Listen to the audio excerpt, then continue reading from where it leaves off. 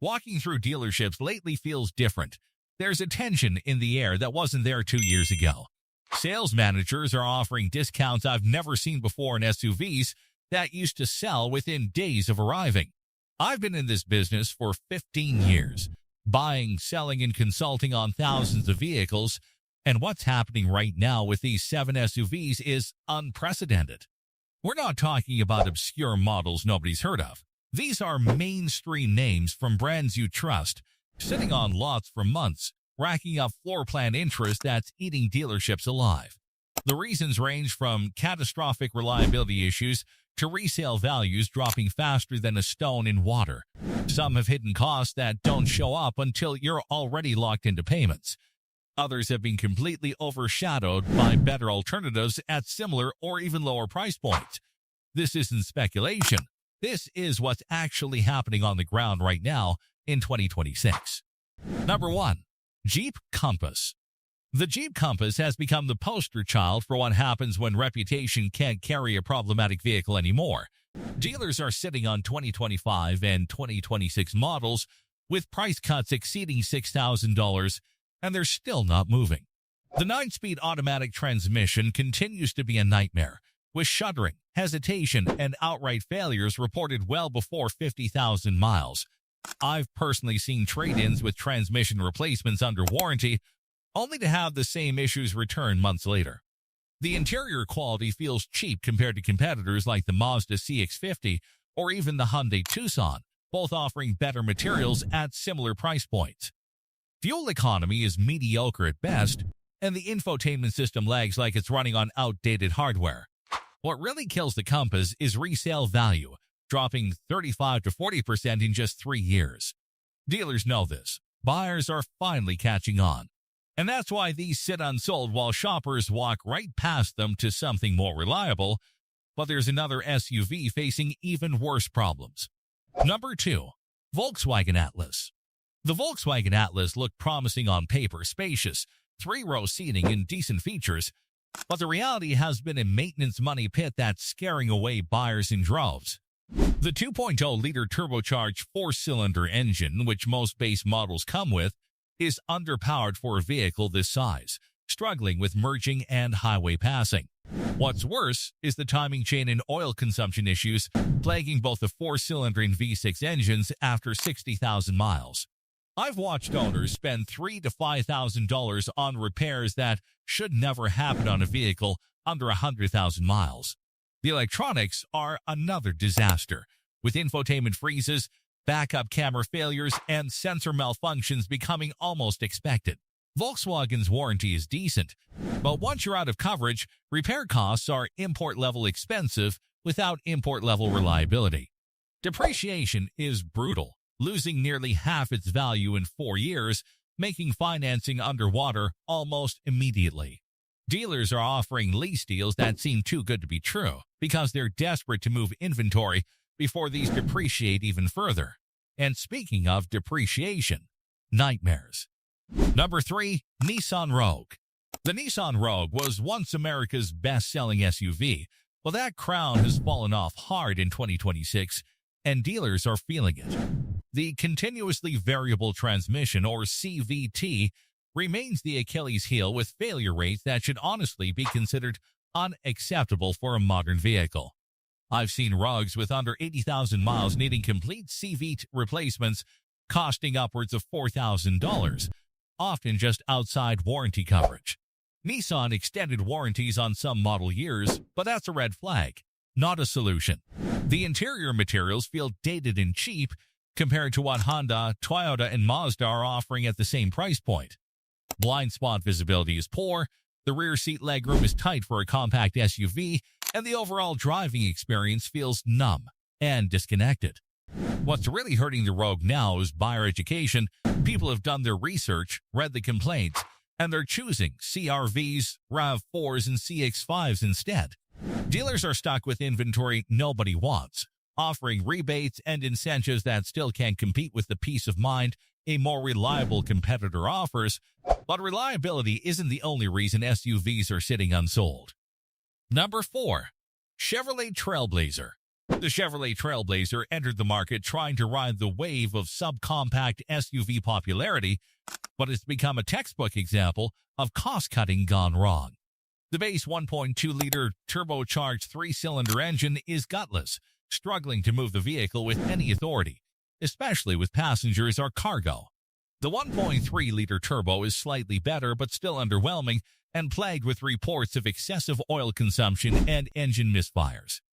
Interior quality is bargain bin, with hard plastics everywhere and a cheap feel that doesn't match the price tag.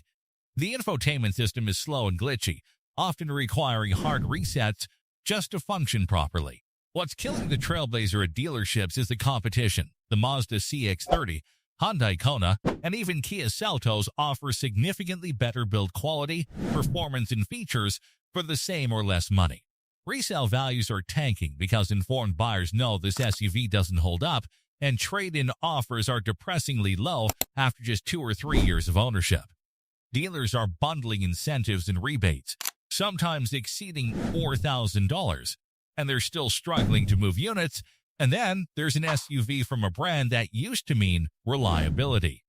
Number 5. Honda Passport. This one hurts to say because Honda built its reputation on reliability, but the Passport has become a disappointment that's sitting on dealer lots far longer than anyone expected. The 3.5-liter V6 engine is thirsty, averaging barely 19 miles per gallon in real-world driving, which feels inexcusable in 2026 when competitors offer better fuel economy without sacrificing power. The 9-speed automatic transmission has been problematic, with harsh shifting, hesitation, and some reports of complete failure under 70,000 miles. Honda's typically bulletproof reputation is taking a hit here, and buyers are noticing. The interior feels cramped for a mid-sized 2-row SUV, especially rear headroom, and cargo space is less than expected. Infotainment is a generation behind, lacking the polish and responsiveness found in Toyota, Mazda, or even Hyundai systems. The real issue is value. The Passport is priced like a premium SUV, but doesn't deliver premium quality or features.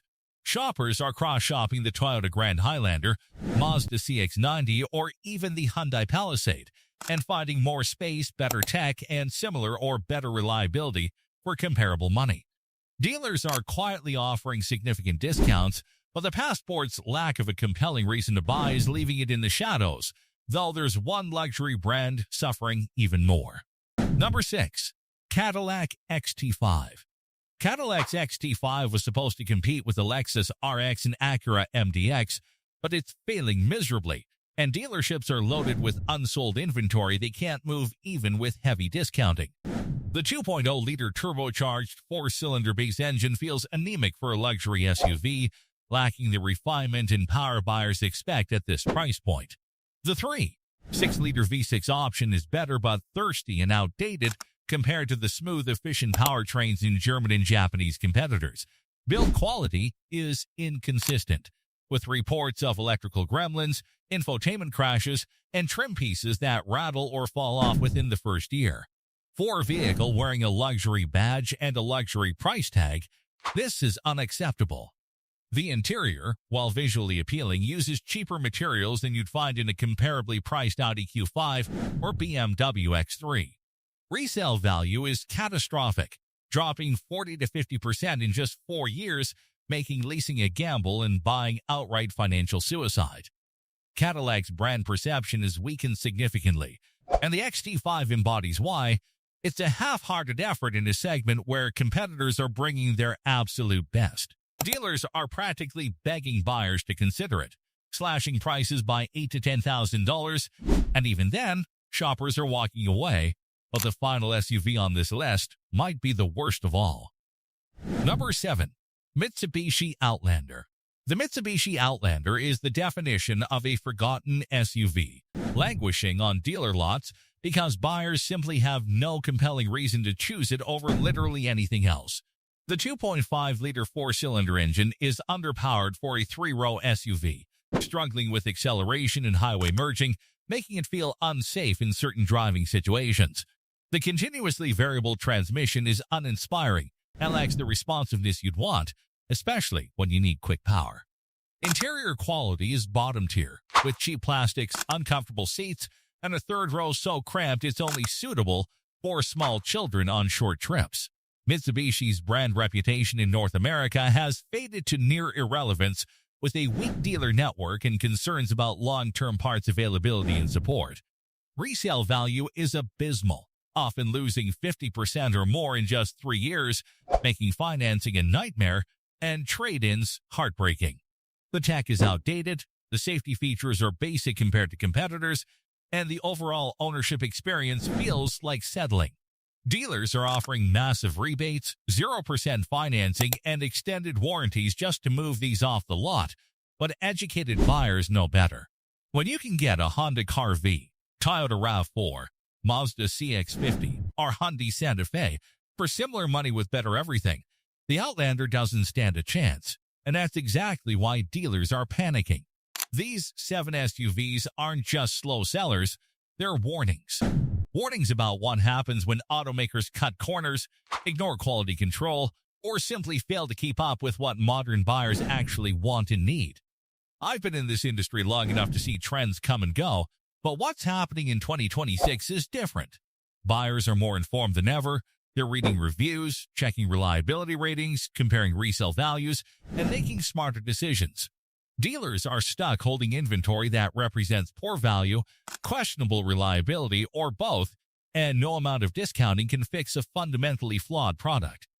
If you're in the market for an SUV right now, avoid these 7 and focus on proven performers with strong resale, solid reliability, and real value. Do your research, take your time, and don't let a desperate dealer talk you into a mistake you'll regret for years.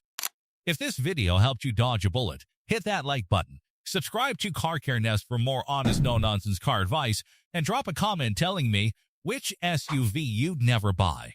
I'll see you in the next one.